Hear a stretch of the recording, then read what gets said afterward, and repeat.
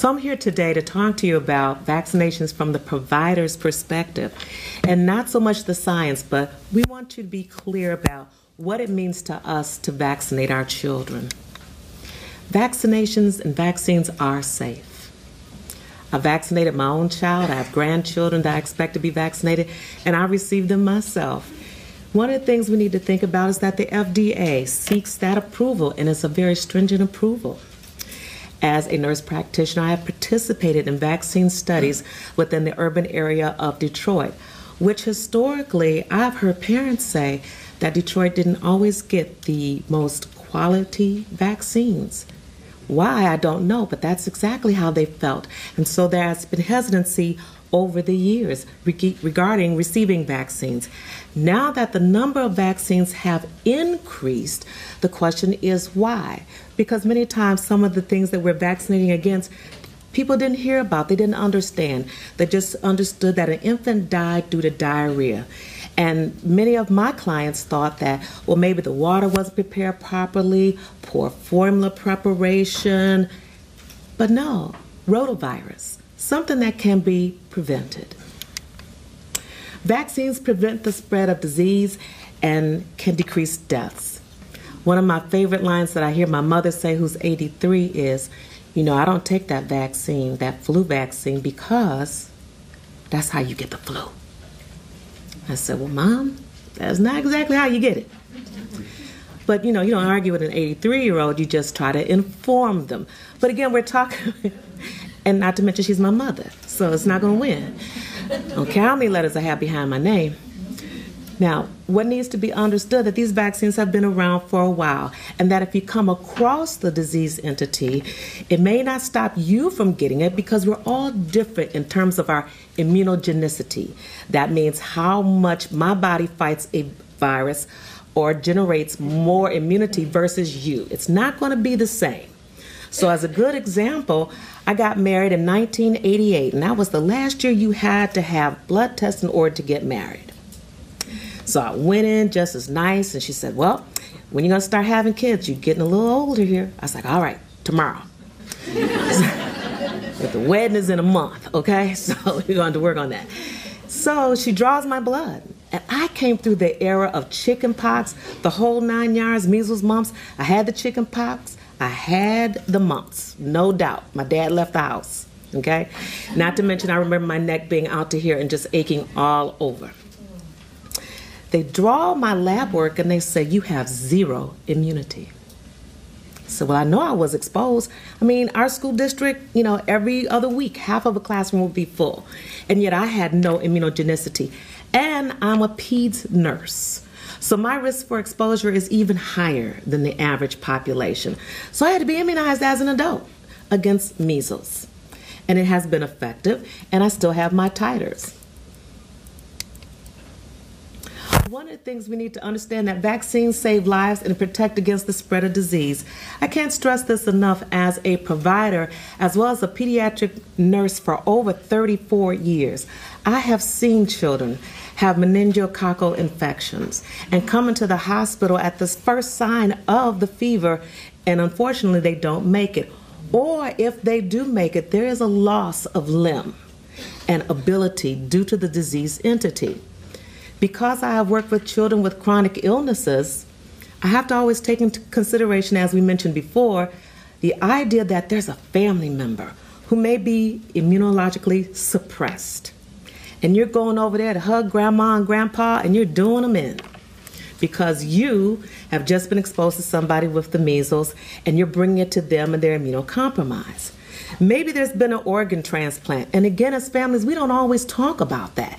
So we don't know that somebody's had a kidney transplant. They're doing fine. We don't talk about those kind of things at Thanksgiving dinner. At least in my house, we don't. Do you?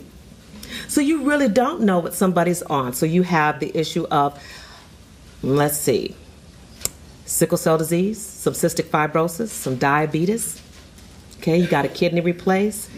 Maybe you are also an immunosuppression for ulcerative colitis, which puts them at risk. So at a time when it's a loving time in one's life, like the holidays, which I know isn't happy for everyone, think about the fact that you're in close contact and you're putting your loved ones at risk. Now, this just happened yesterday. Can we get the video to run by any chance? Never fails. And it was working because coming here today, it just breaks my heart.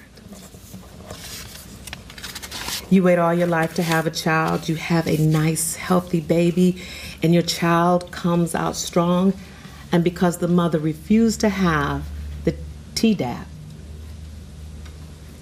the child is exposed to the cough,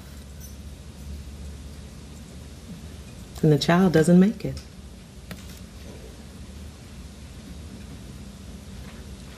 Of course, now we don't have sound. Okay. Alrighty. So the point of this is that as adults, and we need boosters, and yes, I got my Tdap booster as a healthcare provider. We are required to do that because, again, you know, we go into work. We don't stay home sick. And my favorite line is, I have to take care of the kids. And so we have a tendency to go into work and not always feeling so good. The idea behind the Tdap, as well as other immunizations, as a healthcare provider, I shouldn't be going and making you sicker just because I believe that, I'm the only one that can take care of you or your child that day. So again, having the booster also protects me so that I'm in the workforce helping you to stay well and to get well. And what this story... Go ahead. Just raise your hand when you'd like it to go. They took her to doctor after she started coughing. When doctors simply didn't recognize that she had whooping cough, they said, you know what, she's going to be okay, take her home. So then they took her to Children's Hospital of Michigan for answers. They were desperate to get help. Doctors immediately recognized just how serious the situation was, but it was too late. And how she got sick makes her tragic death all the more devastating. This is Francesca Marie in 2012, when she was just 2.5 months old. Perfectly healthy, beautiful, very interactive. Her parents, Sean and Veronica McNally, were in love. Days after this video was recorded, she started coughing. We saw 4 doctors. None of the physicians that we were seeing, and there were so many, really knew what it was. By the time we got to a pediatric children's hospital, it was really too late to help her. It's with me every day. I think about her every day. I feel that loss every day. Doctors found out too late that Francesca had whooping cough, and they also found out how she caught it. I had whooping cough. I don't know where I got it from, and I look back and wish that I would have known more about the way that I could have protected myself and our family. Babies cannot be vaccinated against whooping cough, but doctors recommend those who care for them are. Veronica says she asked why she wasn't told this during her pregnancy. According to medical records, on the day of her delivery, a nurse offered her the Tdap shot, which is the whooping cough vaccine. She says on that stressful day, she doesn't remember it at all. She knows she wasn't told what it was for. I left the hospital without getting that vaccine, and I, of course, then got whooping cough. I remember sitting with her in a rocking chair and rocking her and loving on her like you would love on an infant, and now looking back thinking that that was the time in which I was passing on this disease to her. Now this couple has teamed up with the state on a project to raise awareness. They helped build the ivaccinate.org website, where parents can find scientific information and learn about vaccines. It's tough when you make decisions that you think. Other than golf, that's the only other signals I know.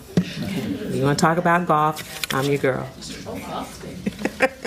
Thank you so much. Absolutely. I'm almost there. All right. So again, even our professional organizations, again, are going to support immunizations because that is the standard in our guidelines in terms of practice, is to immunize, as well as to inform the public at each and every visit why we're giving immunizations. So as my son would say, real talk. And what that means is the conversation that you and I should be having in the office. It's the conversation you and I should be having even if it's in the parking lot. So you might say, for example, big deal, my child doesn't have sickle cell disease. Well, part of the discussion with that is, with sickle cell disease, they have poor immunogenicity. So many times they were dying at a younger age, and now they're growing into adulthood because of the immunizations, and they're able to fight against it. So then whooping cough. How many of you ever seen whooping cough? You haven't forgotten it, have you? I still remember a little boy that coughed so hard I just wanted to hold him so that he could sleep. and he was sleeping sitting up, and he was hospitalized. Meningococcal. I walked in the ICUs at Children's Hospital many a time, recognizing the fact that a patient is going to lose a limb or fingertips or maybe their vision because they've had an infarct in one of their nerves due to the chronic inflammation. CMV, shingles. How many of you know people that have had shingles? Wow. Okay. Painful and long side effects from the pain that don't go away, that disrupt your life and what you can do. And then even my own son, I always tell people he got every immunization there was because once again he had asthma. He needed to stay healthy as far as I was concerned as a parent. I also knew that where I worked at, I get a lot of hugs and a lot of times they come with a lot of little germs, all right? So I got a little RSV. That's a virus though. But then again, is it whooping cough? Is it tuberculosis? I didn't want to bring anything home to my child. And again, I have, my parents. My granddaughters are 2 months old. And again, my recommendation to the parents are they should be immunized. So what I do know is this, that autism doesn't equal the MMR. And again, our families need to be well informed. That relationship does not indicate causality. Immunosuppressive therapy, once again, there are many, many, many disease entities in which people are under immunosuppression, and they don't tell you that maybe they're on a methotrexate or a Humira, some of the leading drugs. Why? Why should they tell you? That's their personal business. And yet we get together and we could be possibly putting them at risk. Caregiving. How many of you are caregivers for your parents? Nobody in this room? This must be a young crowd. Okay. Right. So again, my mother is 83. She may not take the flu shot, but I'm going to take it so that I'm protecting her from all the wonderful things that I do. Immunization save lives. Yes, I've seen it time and time again. Or if a child hadn't had a bit of immunogenicity, they would not be here and suffer the consequences of having the disease. Now, one of the programs that's talked about is I Vaccinate, and I'm going to let Terry Adams discuss that even more.